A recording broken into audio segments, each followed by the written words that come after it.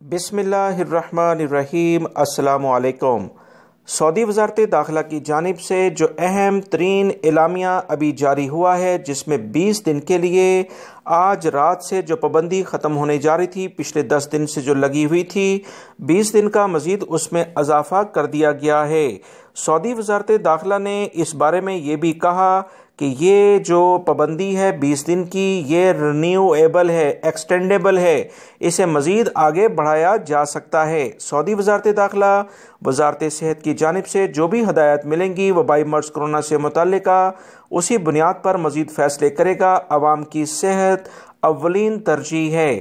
دوستو، آپ تمام بھائیوں کو یاد ہوگا کہ وبائی مرض کرونا جب سعودی عرب میں پھیلنے لگا تو انٹرنیشنل پروازوں پر 20 ممالک کے لیے سب سے پہلے پابندی لگی تھی، اور اس کے بعد ہی جزوی یہ لاک ڈاؤن سعودی عرب کے مختلف جو سٹیز ہیں اور جو چھوٹے بڑے گاؤں ہیں، یعنی مکمل سعودی عرب میں 10 دن کے لیے لگایا گیا تھا، جس میں مزید اضافہ کر دیا گیا ہے۔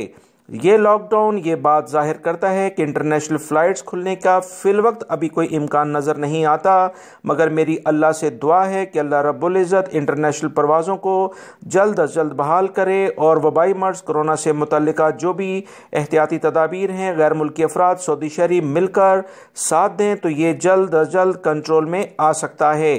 انٹرنیشنل پروازیں 20 ممالک کے لیے جو لگائی گئی ہیں، اس کی بنیاد وبائی مرض کرونا ہی ہے۔ وبائی مرض کرونا سے جب سعودی عرب میں جزوی لاک ڈاؤن جاری ہے تو کچھ کم امید ہے کہ انٹرنیشنل پروازیں سعودی حکومت کی جانب سے جاری کی جائیں گی، مگر اگر کوئی اچھی خبر آتی ہے، امید ہے، میری دعا ہے اللہ رب العزت سے کہ اچھی خبر آئے تو آپ تمام بھائیوں سے شیئر کر دی جائے گی۔ لہٰذا وہ تمام خبریں جس میں یہ کہا جا رہا تھا 13 تاریخ جو کہ گزر بھی چکی ہے، اب 15، 17 اور 20 اس طرح سے مختلف تاریخیں آپ تمام بھائیوں کو مختلف لوگ جو کہ من گھڑت خبریں شیئر کرتے ہیں وہ شیئر کرتے رہیں گے۔